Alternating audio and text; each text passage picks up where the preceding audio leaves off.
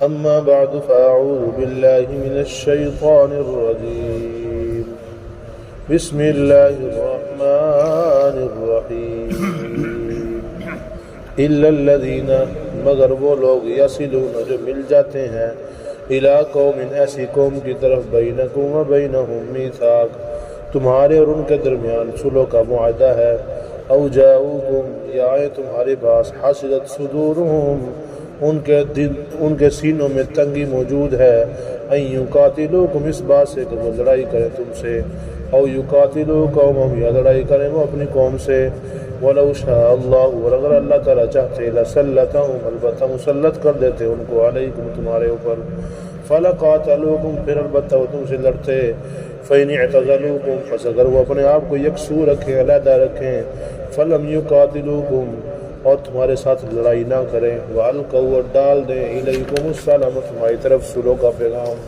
فَمَا جَعَلَ اللَّهُ لَكُمْ عَلَيْهِمْ سَبِيلًا پھر تمہارے لیے ان کے اوپر اللہ تعالیٰ نے کوئی رستہ نہیں رکھا ہے یعنی لڑائی کرنے کا ان کو قتل کرنے کا صدق اللہ مولانا العظیم اللهم صل على محمد وعلى آل محمد كما صليت على إبراهيم وعلى آل إبراهيم إنك حميد مجيد اللهم بارك على محمد وعلى آل محمد كما باركت على إبراهيم وعلى آل إبراهيم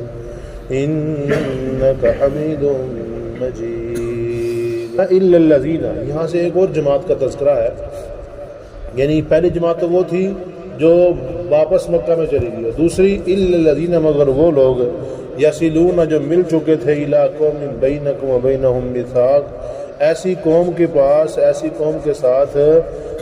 جس قوم کے درمیان اور تمہارے درمیان معاہدہ تھا صلح کا وہاں پہ چلے گئے مسلمان اگر ان کے ساتھ لڑائی کریں جھگڑا کریں تو وہ کام خراب تھا وہ تو صلح والے تھے بندے یعنی صلح والا قبیلہ تھا جس کے اندر وہ چلے گئے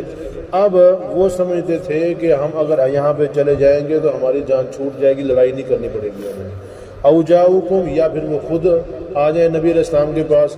حسدت صدورم کے ان کے سینے تنگ ہیں لڑائی سے کہ وہ لڑائی نہیں کرنا چاہتے وہ چاہتے ہیں کہ ہم ایک سائڈ پہ رہیں نہ اپنے لوگوں کے ساتھ نہ تمہارے ساتھ یعنی نہ مسلمانوں کے ساتھ نہ ہی مشرکوں کے ساتھ ہم لڑائی چاہتے نہیں ہم تو الگ تھلگ ہونا چاہتے ہیں بس او یقاتلوا قوم یہ لڑائی کرے اپنے قوم سے ولو شاء اللہ صحابہ کرام کو اللہ نے فرمایا کہ ولو شاء اللہ اگر اللہ تعالیٰ چاہتے نا لسلطہم علیکم البتہ ان کو تمہارے اوپر مسلط کر دیتے یعنی ان کے اندر لڑائی کا جذبہ پیدا کر دیتے وہ تمہارے ساتھ پھر لڑائی کر لیتے تو لڑائی کا کام ٹھیک نہیں ہے وہ تمہارے ساتھ لڑائی پہ آ جاتے تو تم بھی ان کے ساتھ پھر لڑائی کرتے یہ کام ٹھیک نہیں تھا تو اللہ پاک نے فرمایا کہ اگر اللہ چاہتا تو ان کو ابھار دیتا ان کو اندر دل پیدا کر دیتا لڑائی والا وہ تمہارے مقابلے میں آ جاتے تو فلا قاتلوکم پھر وہ تمہارے ساتھ لڑائی کرتے اب اگر لڑائی نہیں کر رہے ہیں فإن اعتزلوکم اپنے آپ کو وہ الگ رکھے ہوئے ہیں یکسو ہیں مسلمانوں کے مقابلے میں نہیں آ رہے ہیں تو فلم یقاتلوکم یعنی وہ تمہارے ساتھ لڑائی کرنا نہیں چاہتے ہیں وَأَلْقَوْا إِلَيْكُمُ السَّلَامَ وہ تمہاری طرف وہ صلح کا پیغام ڈال رہے ہیں یعنی ہمارے ساتھ بھی صلح کر لو ہمارے ساتھ لڑائی نہ کرو ہم لڑائی نہیں چاہتے ہیں تو فما جعل اللہ لکم علیہم سبیلا اسلام کا ایک زبردست چہرہ سامنے آ رہا ہے شروع میں تھا چونکہ سب کے ساتھ لڑائی شروع کر دیتے تو پھر کہاں پہ اسلام جاتا اس لیے رب العالمین نے فرمایا کہ اس طرح اگر وہ خود بھی لڑائی میں نہیں آنا چاہتے تمہارے مد مقابل بھی نہیں آنا چاہتے ہیں تو اس لیے اور وہ تمہاری طرف صلح کا پیغام بھی ڈال رہے ہیں وہ کہتے ہیں کہ ہمارے ساتھ صلح کر لو تو آپ بھی ان کے ساتھ اب صلح کر لیں فما جعل اللہ لکم علیہم سبیلا اللہ نے تمہارے لیے پھر ان کے اوپر کوئی رستہ نہیں رکھا ہے کہ تم ان کے ساتھ جا کر لڑو گے آؤ جی مقابلے میں نہیں تو ہمارے ساتھ رہو ایسی بات نہیں ہے تمہارے ساتھ رہنا چاہتے ہیں ٹھیک ہے نہیں چاہتے کوئی مسئلہ نہیں ہے جانے دو اپنے آپ کو مضبوط رکھو بس تو پھر ایسا ہی ہوا کئی قبیلے پھر جب مسلمانوں کا دور دور تک روب چلا گیا دبدبا چلا گیا فتح پہ فتح ہوتی چلی گئی اور نبی علیہ السلام بالکل آخر میں چلے گئے یعنی ان کی زندگی کے آخری ایام آ گئے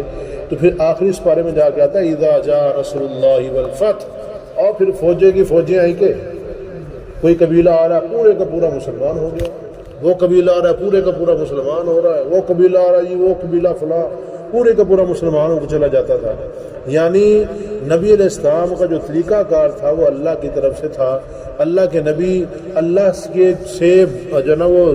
حکم لے کے جو بھی کرتے تھے اللہ کی طرف سے کرتے تھے۔ ایسے پھر جب معاہدے کیے نبی علیہ السلام نے کافر جو نا قبیلوں کے ساتھ بھی معاہدے کیے، اس وقت معاہدے کرنے کا فائدہ یہ ہوا کہ پھر لڑائی کا پریشانی ختم ہو گئی، ابھی کوئی آئے گا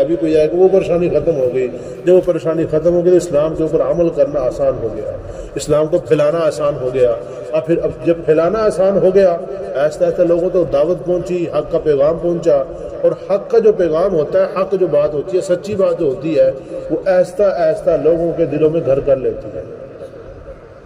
جھوٹی بات کی جن کے پاؤں نہیں ہوتے ہیں، پیر اس کے نہیں ہوتے ہیں، اور جو مرضی ہے وہی بات ہے، اور اگلے بندے کے اوپر بھی اس کا اثر نہیں ہو رہا ہوتا، پتہ چل رہا ہوتا ہے بندہ جھوٹ بول رہا ہے۔